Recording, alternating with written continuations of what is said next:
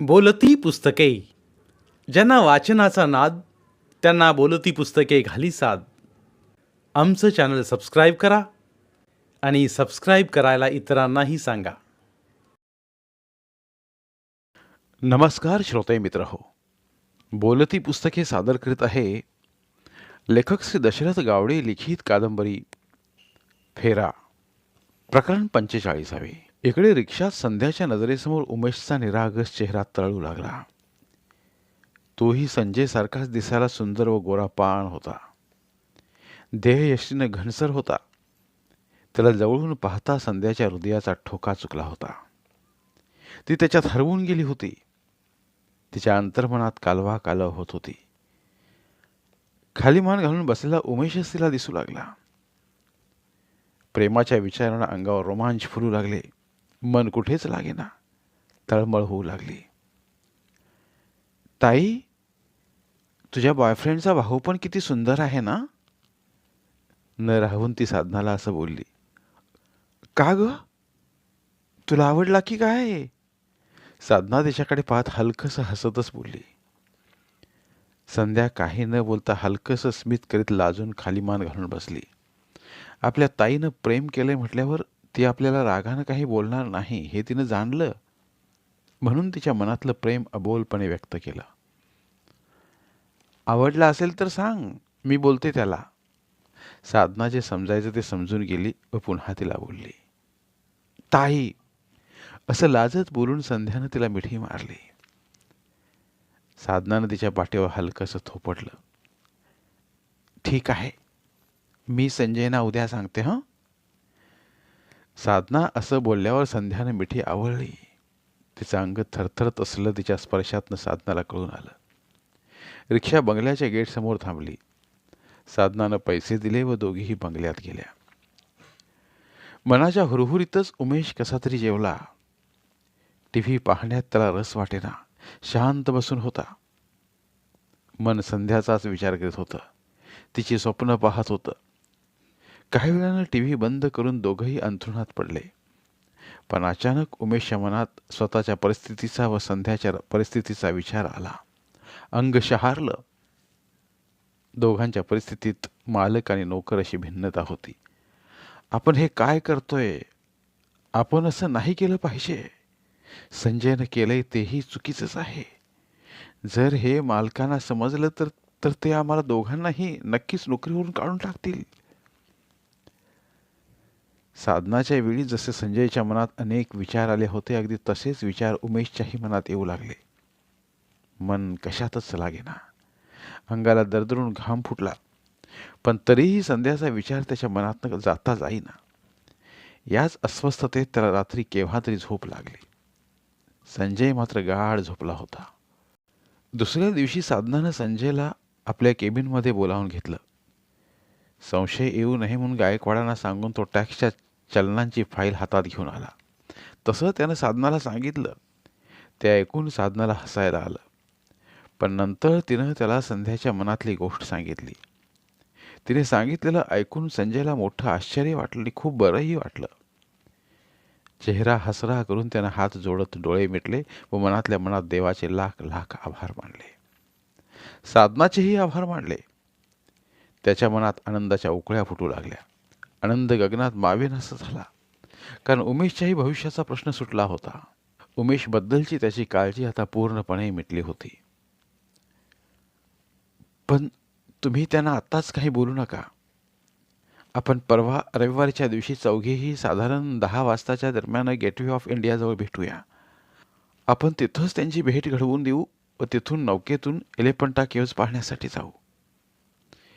नंतर साधनानं संजयला असं सांगितलं. संजयला साधनाचं नियोजन मनोमन पटलं. त्याबद्दल त्यानं उमेशला काहीच सांगितलं नाही. पण या 2 दिवसात संध्या मात्र कामाचं कारण काढून अकाउंट्स ऑफिसमध्ये 3-4 चक्रा मारून गेली. तिनं येऊन उमेशकडे पाहिल्यावर त्याच्या हृदयात धडधडून अंगाचं पाणी पाणी व्हायचं. अंगात कापरा भरायचा. अंग चुरून बसेपर्यंत पुरे वाट व्हायची. त्याची चाललेली कसरत पाहून संजय मनोमन हसायचा.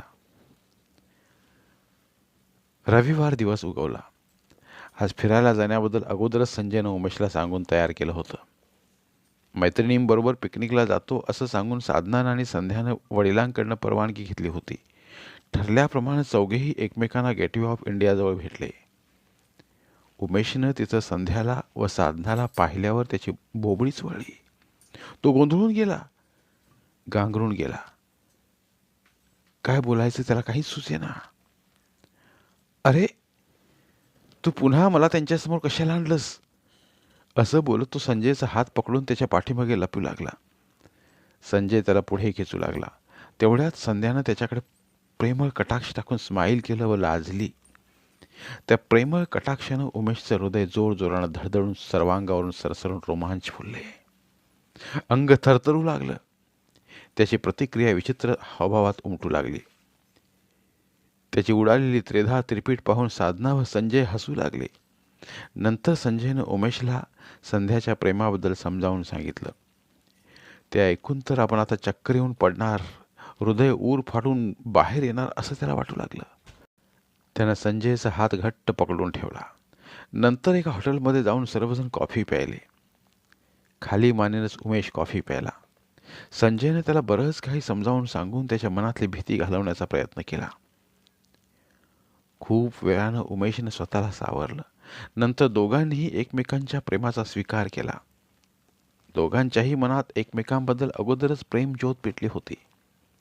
गेले 2-3 दिवस त्याने एकमेकांची स्वप्न रंगविली होती. आपापलं प्रेम मिळाल्यामुळं दोघंही मनातनं सुखावले.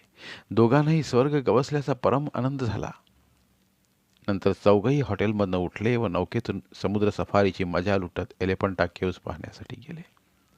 तिथं गेल्यावर संजयनं व साधनानं उमेशला आणि संध्याला बोलण्यासाठी एकटं सोडलं. धाडस एकवटून उमेशनं संध्याला आपली ओळख करून दिली. वडिलांशी भांडण करून गावाकडनं पळून आलो होतो हेच त्यानं तिला सांगितलं. नोकरी मिळेपर्यंतचा संघर्ष त्यानं तिला समजावून सांगितला. त्याचा संघर्ष ऐकून तिला वाईट वाटलं. त्याचा अभिमानही वाटला. नंतर तिनंही आपली ओळख सांगितली. आत्तापर्यंतचा जीवनपट समजावून सांगितला. उमेशला फार बरं वाटलं. पण त्यानं परिस्थितीचा विषय काढून दोघांमधली परिस्थितीची दरी तिला समजावून सांगितली. संध्यानं त्याला समर्पक उत्तरं देत त्याच्या मनातल्या शंका घालवल्या. बराच वेळ बोलल्यामुळं दोघांनाही हलकं हलकं वाटलं. दुपारच्या वेळेस चौघही गेटवे ऑफ इंडियाला परत आले व एका चांगल्या हॉटेलमध्ये जाऊन त्यांनी लंच घेतला. नंतर ते टॅक्सीमध्ये बसून संध्याकाळ होता होता जुहू चौपाटीवर पोहोचले. तिथल्या किनाऱ्यावर उभं राहून सप्तरंगात न्हाऊन निघालेली सूर्यास्ताची दिशा डोळे भरून पाहिली. तिथल्या विस्तीर्ण किनाऱ्यावर बसून प्रेमाच्या गुजगोष्टी केल्या. तिथं बसून संध्यानं आणि उमेशने जन्मभर साथ निभावण्याच्या अनाभाका घेतल्या. दोघंही प्रेमात न्हाऊन निघत होते. संजय सारखीच उमेशलाही आता स्वर्ग प्राप्ती झाली होती. आकाश कवेत आल्यासारखं वाटत होतं. सगळं जग प्रेममय भासत होतं. बराच वेळ बसून गुजगोष्टी केल्यावर चौघही घरी जाण्यासाठी उठले. तात्पुरत्या विरहाच्या विचारांमुळे चौघांचीही मनं दुःखी झाली. तासाभरासाठी का असेना पण विश्वाचं स्वयंचलित घड्याळ थांबून राहावं असं त्यांना वाटलं. पण ते शक्य नव्हतं. हे घड्याळ कधीच थांबणार नाही हे त्यांना ठाऊक होतं. जड मनानं तिथनं उठून रस्त्यावर आल्यावर टॅक्सी पकडून घरी गेले. आता चौघांच्याही एकत्रितपणे आणि वरचेवर भेटीगाठी होऊ लागल्या. रविवारच्या दिवशी तर हमखासपणे चौघेही कुठं कुठे फिरायला जाऊ लागले. पण परिस्थितीची तफावत उमेशच्या डोक्यातनं जाईना. रात्री झोपताना तो याबद्दल संजयशी चर्चा करायचा. संजय त्याला खूप काही समजावून सांगायचा. हळूहळू त्याच्याही डोक्यातनं हा परिस्थितीचा विषय निघून गेला. या अवधीत संजय व उमेश कधीच परळ गावातल्या हॉटेलवर गेले नव्हते. पण शिवाजी कधीतरी रविवारच्या दिवशी त्यांच्याकडे यायचा. अगोदरच्या दिवशी तो त्यांना तसा फोन करायचा. त्यामुळं त्या दिवशी ते घरीच राहायचे. शिवाजीचा चांगला पाहुणचार करून त्याला पाठवून द्यायचे. पण आपलं प्रेम प्रकरण त्यांनी त्याला कळू दिलं नव्हतं. संजय जसा साधनाच्या प्रेमात आंधळा झाला होता अगदी तसाच उमेशसुद्धा संध्याच्या प्रेमात आंधळा झाला होता. प्रेमानं भरलेला एक एक दिवस पाठीमागं पडत होता. स्वर्ग सुखाची अनुभूती देऊन जात होता. मे महिना संपून आता जून महिनाही संपत आला. उमेशने गावाकडे जायचा विषय काढला नाही. संजयचं ड्रायव्हिंग स्कूल बंद झालं. गाडी घ्यायचा विषय हवेत विरवून गेला. दोघांनाही गावाकडनं येऊन आता 12 वर्षे पूर्ण होऊन गेली होती. साधना व संध्याचं प्रेम मिळाल्यामुळं दोघांच्याही मनातल्या घरच्या व गावच्या आठवणी धुजर झाल्या होत्या. आई आबांच्या आठवणीनं व्याकुळ होऊन गावी जाण्याबद्दल वेळोवेळी संजयला बोलणारा उमेश आता खूप बदलून गेला होता. गावच्या आठवणी क्वचितच काढू लागला. आठवण जरी काढत असला तरी त्यात पहिल्यासारखा जिव्हाळा नव्हता. तळमळणी ओढही नव्हती. आगतिकता तर बिलकुल नव्हती. कोणीतरी मोठा माणूस बनूनच गावी जायचं व घरच्यांना आश्चर्याचा धक्का द्यायचा असं संजयनं ठरवलं होतं. पण ते त्याचं ठरवलेलंही आता काळाच्या ओघात बदललं. कारण साधनाच्या प्रेमामुळे तो मोठाच बनला होता. अर्थात दोघंही मोठे बनले होते. त्यांच्या नशिबानं कूस बदलून आता दोघांनाही मोठं बनवलं होतं. दोघांनाही जगण्याचा मोठा आधार मिळाला होता. साधना संजयचं सर्वस्व बनली होती, तर संध्या उमेशचं सर्वस्व बनली होती. त्या दोघीं व्यतिरिक्त दुसरं त्यांना कुणीच दिसत नव्हतं. या वर्षातले सगळे ऋतू येऊन गेले, सगळे सण येऊन गेले, पण त्यांच्याशी आता त्यांचं काहीही देणं घेणं नव्हतं. हे सगळे ऋतू आणि सण आता साधना आणि संध्याच होत्या. रमेशची आठवण येत होती, पण त्यातला पश्चाताप निघून गेला होता. हळूहळू रमेश पण विस्मृतीत जमा होऊ लागला होता. मनातलं गाव तर आता फारच दूर गेलं होतं. अक्का, आई व आबा पण फार दूर गेले होते. रमेश बरोबर तेही आता विस्मृतीच्या वाटेवर होते. 12 वर्ष होऊन गेली. माझी पोरं कुठं गेली असतील ग बाई. अशी कशी कुठं भगाडल्या असतील माझी लेकर. घरला कधी परत येतील माझी वासरं ग बाई. आज पण पोरं घराकडे परत आली नाहीत म्हणून हताश झाल्या रुक्मिणीनं सांज वेळेला डोळ्यांना पदर लावून रडण्याचा सूर लावला. पोरं घराकडे येतील म्हणून रोज संध्याकाळी ती आस लावून डोक्याला हात लावलेल्या अवस्थेत दाराकडलं डोळं लावून बसलेली असायची. पण कातर वेळ होता होता आज पण पोरं आली नाहीत म्हणून रोज तिच्या हृदयात कालवा कालव होऊन तिचा धीर सुटायचा. भाबड्या मनात रोज भडबडून यायचं. मन हलकं होईपर्यंत ती रडायची. आतड्यांना पीळ पाडत गदगदून बाहेर पडणारे करुण हुंकार रोज वातावरणात विरायचे. एका तपाची ही दीर्घ तपश्चर्या सुद्धा फळाला आली नव्हती. एका तपाच्या या तपश्चर्येनंतर सुद्धा परिस्थितीत काहीच बदल झालेला नव्हता. परिस्थिती अधिकच गंभीर बनत चालली होती. प्रश्न जास्तच जटिल होत चालला होता. समस्या खूपच गहन होत चालली होती.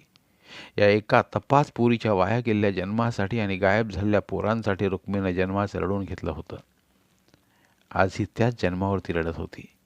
या चिरवियोगाचं दुःख तिला रोज खायला उठत होतं.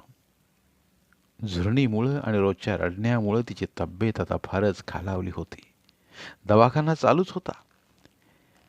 या 12 वर्षात लोकांनी भरपूर समजावून सांगून तिला या जीवघेण्या दुःखातनं बाहेर काढायचे आटोकाट प्रयत्न केले होते, पण त्याचा काहीही उपयोग झाला नव्हता. लेकीचा व पोरांचा विचार करून ती रोज पोटभर रडायची. भावकीतल्या व आजूबाजूच्या लोकांना तिच्या अशा रडण्याची सवय होऊन गेली होती. कुणी कितीही समजावून सांगितलं तरी त्यांचं ती ऐकत नव्हती. म्हणून तिला कुणी जास्त समजावून सांगायच्या फंदात पडत नव्हतं. रोज मरह त्याला कोण रडं अशी परिस्थिती निर्माण झाली होती. तिच्यासमोर सर्वांनीच हात टेकले होते. कधी कधी महादेव गुरव येऊन समजावून सांगायचा, पण त्याचं तेवढ्यापुरतंच ती ऐकायची. पुन्हा येर माझ्या मागल्या असंच तिचं वागणं असायचं. पण कधी कधी आशानं स्वतःची विकलांगता व असहाय्यता समजावून सांगितली की थोडंसं समजावून घ्यायची. रडणं थांबवलं तर काळजी करीतच राहायची. भुकेल्या हिंस्र श्वापदांच्या कळपात सापडल्या एखाद्या जनावराची जशी अवस्था व्हावी, अगदी तशीच अवस्था रुक्मिणीची झाली होती. भुकेली श्वापद जशी एखाद्या असहाय्य जनावरांचे लचके तोडतात, अगदी तसंच लेकीच्या वाया गेलेल्या जन्माचं आणि पोरांच्या वियोगाचं दुःख तिच्या मनाचं लचकं तोडत आलं होतं. याच दुःखानं तिला जर्जरणी क्षीण करून टाकलं होतं. त्या क्रूर प्रसंगानंतर तर तिच्यावर आभाळच कोसळलं होतं. आकाशीचे सर्व ग्रह तारे तिच्यावर तुटून पडले होते. दाही दिशा तिच्यावर उलटल्या होत्या. काळ वैरी बनून उलटला होता. तिचं दैव तिच्यावर उलटलं होतं. किंबहुना तिचा जन्म तिच्यावर उलटला होता. वळवातल्या गारपिटीनं बडवून काढल्याप्रमाणे या सर्वांनी तिला अगदी बेदम बडवून काढलं होतं. आजही बडवत होते. निष्ठूर परिस्थितीचं झोडपणं गेली 12 वर्षे सहन करीत ती जगत आली होती. स्वभावानं हळवा व मनानं कमजोर माणूस दुःखाला कायम जोपासत बसलेला असतो. रुक्मिणीही आजपर्यंत तेच करीत आली होती. तिची कमजोरी ओळखून नियतीनं त्या कमजोरीवरच जबर प्रहार केला होता. तिच्या वर्मावरच घाव घालून त्याला जर्जर करून सोडलं होतं. जीवनात निर्माण झालेलं हे महादुःख तिच्या हळव्या व कमजोर मनाला सहन करण्यापलीकडचं होतं. स्वतःहून कोणीही दुःखाला आमंत्रण देत नसतं. तसंच तिनंही हे दुःख स्वतःहून ओढवून घेतलेलं नव्हतं. एक चांगलं व सुखासमाधानाचं जीवन जगत असताना अचानकपणे निर्माण झालेल्या परिस्थितीमुळं तिच्या जीवनात हे भलं मोठं दुःख आलं होतं. एका निष्ठूर वेळेनं हे महाकाय दुःख तिच्या माथी मारलं होतं. एका प्रचंड उलतापालतीनं तिच्या जीवनाला ग्रहण लावलं होतं. चंद्र सूर्याला लागलेलं ग्रहण काही वेळातच सुटतं, पण रुक्मिणीच्या जीवनाला लागलेलं ग्रहण आज तागायत सुटलं नव्हतं. या दोन्ही दुःखामुळं तिच्या जीवनात एक मोठी तेढ निर्माण झाली होती. एक मोठा गुंता तयार झाला होता. काही केल्या तो गुंता सुटत नव्हता. उलट तो दिवसेंदिवस वाढतच चालला होता. त्यात आणि ती बाहेर कुठेही न जाता घरातच राहत असल्यामुळं तिला एकांतच एकांत होता. रिकाम्या डोक्यात सैतानाचं वास्तव्य असतं, तसं रुक्मिणीच्या डोक्यात दुःखच वास्तव्य करून होतं. सदान कदा ती लेकीच्या आणि पोरांच्या विचारातच गुरफटलेली असे. त्यांची सततची चिंता तिचं काळीज पोखरीत होती. चिंता हे एक असं क्रूर श्वापद असतं की ते माणसाला हळूहळू खंगवत व झिजवत मारत असतं. गेल्या 12 वर्षात चिंतेच्या याच हिंस्र श्वापदानं रुक्मिणीला खंगवून व झिजवून तिच्या देहाचा फडशा पाडत आणला होता. गोळ्या औषधं पाठ सोडत नव्हती. सुरुवातीला तुला वाटलं होतं की आशाला बरं वाटेल आणि पोरं पण लवकरच सापडतील. दुःख आणि विरहाची ही लाट लवकरच ओसरेल. आपलं पुन्हा सगळं पहिल्यासारखं होईल. पण तसं काही न घडता विरहाची ही लाट हळूहळू वियोगात रूपांतरित झाली होती आणि याच वियोगानं तिचं तन नि मन पोखरून काढलं होतं. धन्यवाद. उर्वरित कादंबरी पुढील भागात.